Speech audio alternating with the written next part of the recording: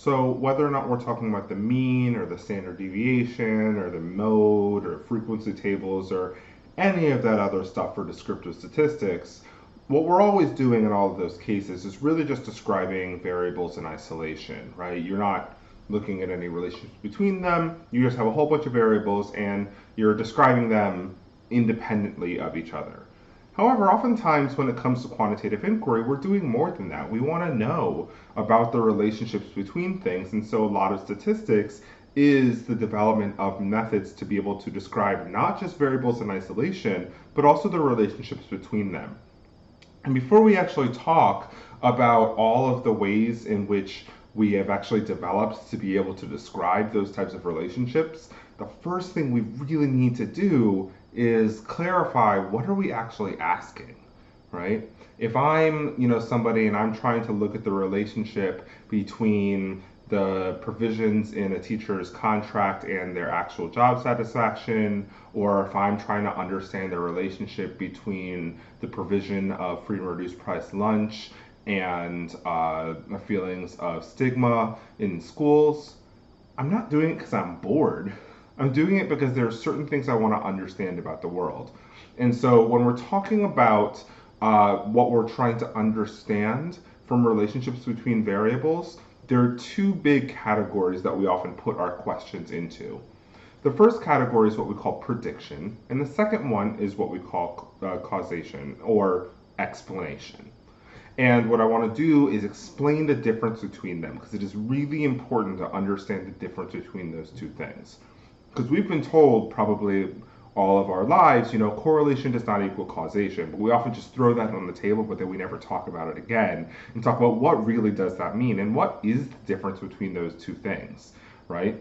So prediction is a process by which we are trying to understand, at least in the quantitative world, the statistical relationship between variables. Or in other words, when we tend to see certain values of one of the variables, what types of values do we tend to see in the other variables? So as an example, if I wanted to look at the amount of financial aid that graduate students take when they start a program, and I wanted to see whether or not that was related to the amount of time it takes them to complete the program, well, I'd have two variables in here. I'd have the financial aid taken and time to degree.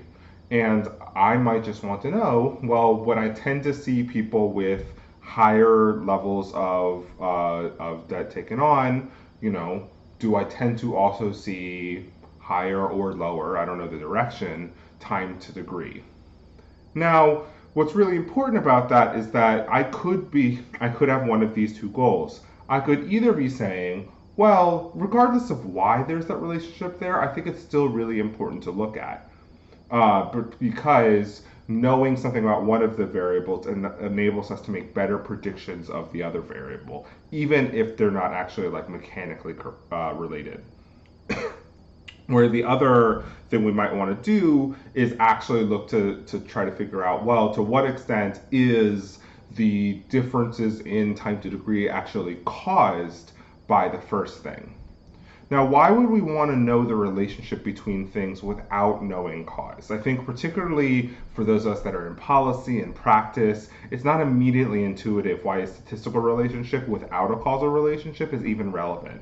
But I would also argue that I think many of us have just purely predictive questions all the time, and we just don't think of them that way. In fact, we might think of them as just like given, but actually really considering them as really predictive questions is really important. In particular, within predictive questions, I think there are two very common things that we as policy people tend to ask. The first one being, A, are there disparities or inequalities in the distribution of X across Y, right? So if you were trying to figure out like, okay, is funding for technology in classrooms equally distributed across schools with different numbers of kids that are eligible for free and reduced price lunch, right?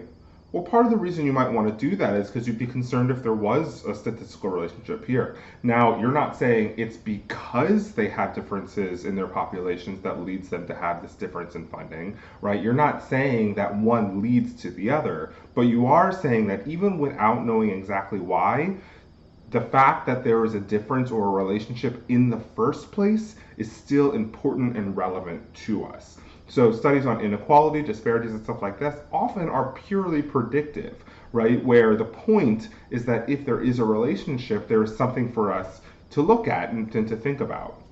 The other context in which predictive relationships are somewhat important even on their face that we do, again, a lot is any kind of like early warning or early indicator type of study, right? What do I mean by this? Well, I think a really common example, particularly for those of us in education, is something like admissions, right?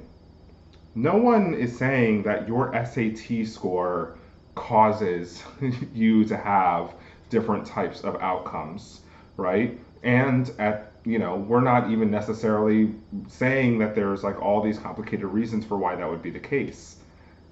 But we are saying that if we are trying to make decisions about who is more or less likely to succeed in a particular academic program, having information about whether or not something like an SAT score or a high school GPA or anything like that predicts those future outcomes is still important, even if we don't know exactly why. Now, is not knowing why certainly maybe a little dangerous? And is not knowing why maybe, something that we want to be able to do better? Of course.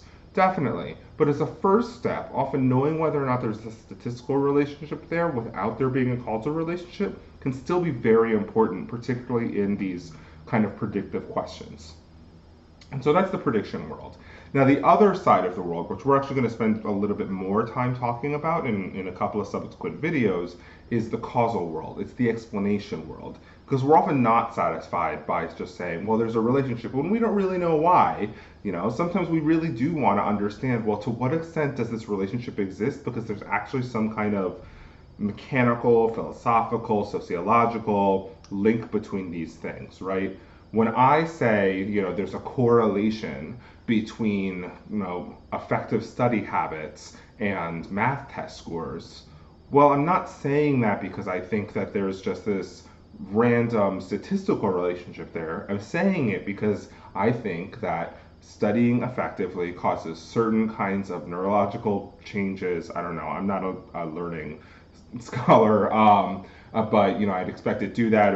It would lead to increased retention of information. It would lead to, I don't know, increased attention in coursework. It would lead to less frustration with coursework, which would eventually lead to higher performance on exams. Like I can explain there's a narrative there of like how that all steps through.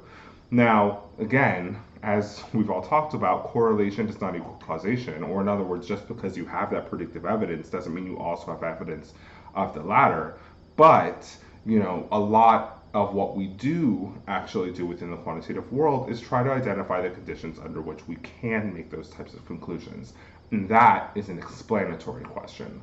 So, in summary, from all of that maybe mildly confusing philosophy, when we're understanding the relationship between variables, first asking ourselves what our actual goal is can be really, really important for understanding what we need to do later. In particular, what we need to be able to distinguish is, are we just looking at a predictive relationship where if there's a relationship there, regardless of whether or not we know why, that it's still important? Or are we doing an explanatory kind of question where we think, yeah, there's a relationship there, but we're also trying to actually make some conclusions about whether or not one thing causes the other, which makes it explanatory.